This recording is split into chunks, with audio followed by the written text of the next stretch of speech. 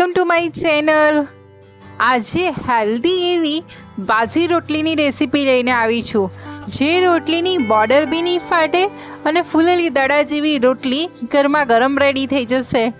હું આ રેસીપીમાં જણાવીશ કે કેવી રીતે આપણે બાજરીનો લોટ બાંધીશું કે જેથી આપણે રોટલી વણીએ ત્યારે એની બોર્ડર ના ફાટે અને એકદમ પોચીરું જેવી સોફ્ટ અને ટેસ્ટી કે જે રોટલી તમે ઠંડી થઈ ગયા પછી બી ખાઓ તો બી એટલી જ મીઠી લાગે એવી રોટલી બનાવીશું।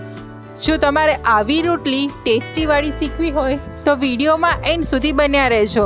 વિડીયો તમને ગમે તો વિડીયોને લાઈક કરી ચેનલ સબસ્ક્રાઈબ કરી દેજો।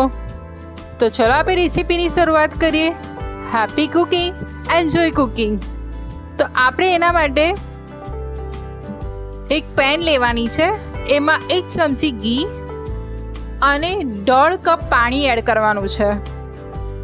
1 બાઉલ બાજરીના લોટ સામે 1.5 બાઉલ પાણી, સ્વાદ પ્રમાણે મીઠું એડ કરી મીઠું અને ઘીને પાણીમાં વ્યવસ્થિત મિક્સ કરી લેવાનું છે અને પાણી આ રીતે બબલ્સ આવે, ઉકળવા આવે ત્યારે આપણે લોટ એડ કરી દેવાનો છે। લોટ એડ થઈ જાય એટલે લોટ અને પાણીને બરાબર મિક્સ કરી લેવાનું છે। આપણે જોઈ શકીએ છીએ કે હું લોટ અને પાણીને મેં બધું મિક્સ કરી લીધું છે બરાબર।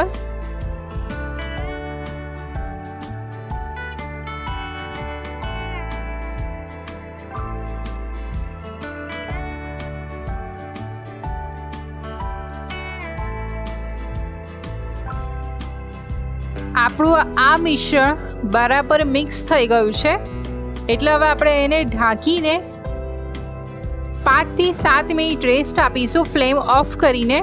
7 મિનિટ બાદ આ મિશ્રણને આપણે આ રીતે મોટા વાસણમાં લઈ લેવાનું છે એટલે પરાતમાં લઈ લેવાનું છે અને ગરમ છે મિશ્રણ ત્યાં સુધી આ રીતે કોઈ બી ચમચાના મદદથી એને મિક્સ કરતું રહેવાનું છે।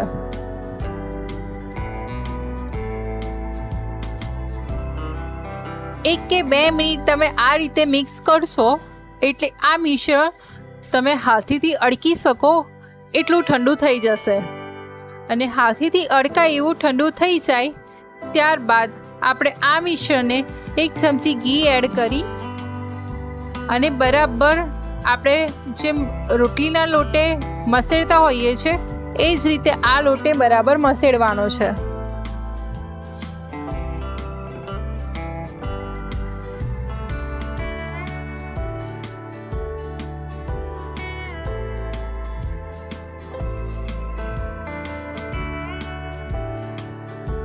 આપણે જોઈ શકીએ છીએ કે જેમ જેમ હું લોટને મસળી રહી છું એમ લોટ એકદમ સ્મૂથ થતો જાય છે।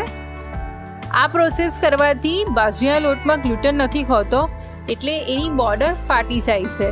તમે આ પ્રોસેસ કરશો તો આપણે ગ્લુટન એક્ટિવ થશે, જેના લીધે આપણે જ્યારે રોટલી બનાવીશું ત્યારે એની બોર્ડર નહીં ફાટે।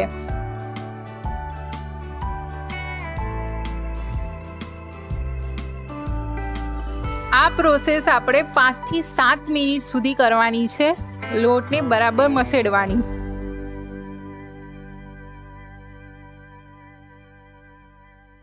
આપણે જોઈ શકીએ છીએ કે લોટ સરસ એવો મસળી ગયો છે। આ ટાઈપનો ઢીલો લોટ આપણો રેડી થઈ ગયો છે। હવે આપણે એમાંથી મીડિયમ સાઈઝનો લુવો કરી લેવાનો છે અને આ જ લુવાને આપણે જેમ રોટલીમાં ઘઉંનું અટામણ લેતા હોય છે એ જ રીતે બાજરીની રોટલીમાં બાજરીનું અટામણ લઈ અને આપણે જેમ ઘઉંની રોટલી વણતા હોઈએ છીએ એ જ રીતે આપણે બાજરીની રોટલી હળવા હાથે વણી અને રેડી કરવાની છે। તમે જોઈ શકો છો કે હું વણી રહી છું પણ આપણી રોટલીની બોર્ડર નથી ફાટી રહી।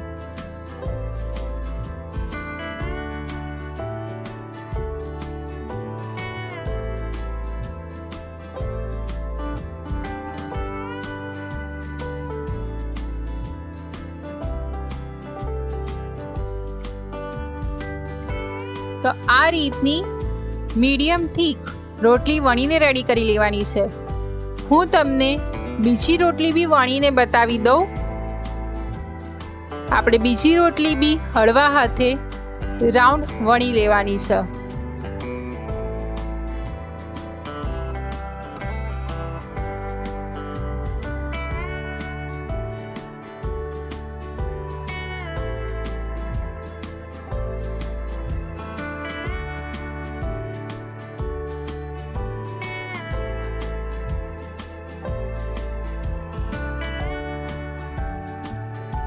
આપણી બીજી રોટલી બી વણાઈને રેડી થઈ ગઈ છે. એને બી આ રીતે મેં મીડિયમ થીક વણી છે. હવે ગરમ થઈ ગયેલા તવા પર લઈ લઈશું. તવાની ગરમ થાય એટલે એક સાઈડની રોટલી કૂક થઈ જાય એટલે એની સાઈડ ચેન્જ કરી અને આ રીતે એક સાઈડથી વજન આપીશું કે જેથી એમાં હવા ભરાય. આપણે જોઈ શકીએ છીએ કેવી સરસ રોટલી એવી દડા જેવી ફૂલી ગઈ છે.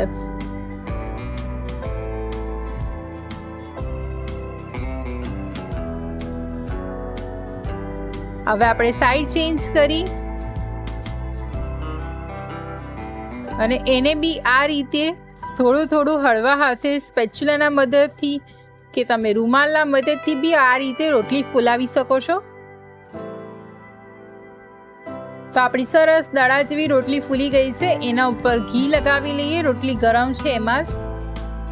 તો આપણી ફૂલેલી અને સોફ્ટ એવી દડા જેવી રોટલી રેડી થઈ ગઈ છે. હું તમને બીજી રોટલી બી શેકીને બતાવી દઉં. એક સાઈડ કૂક થઈ ગઈ એટલે હું બીજી સાઈડ કૂક કરું છું અને બીજી સાઈડ કૂક થઈ જાય એટલે આ રીતે સ્પેચ્યુલા કે રૂમાલના મદદથી એક સાઈડથી વજન આપશો એટલે બીજી સાઈડથી હવા ભરાઈ અને રોટલી ફૂલી જશે. આપણે જોઈ શકીએ છીએ કે આપણી આ રોટલી બી સરસ એવી દડા જેવી ફૂલી ગઈ છે.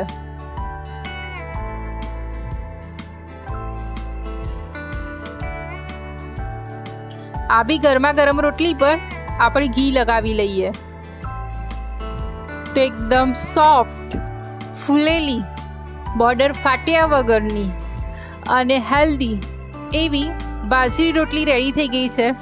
તમે એને કોઈ બી શાક સાથે એન્જોય કરી શકો છો. તો તમારા ઘરે હેલ્ધી રોટલી કઈ બનાવે છે મને કોમેન્ટમાં જણાવજો. આવી બીજી ટેસ્ટી અને યુનિક રેસીપી સાથે ફરી મળીશ. આવજો. જય શ્રી કૃષ્ણ.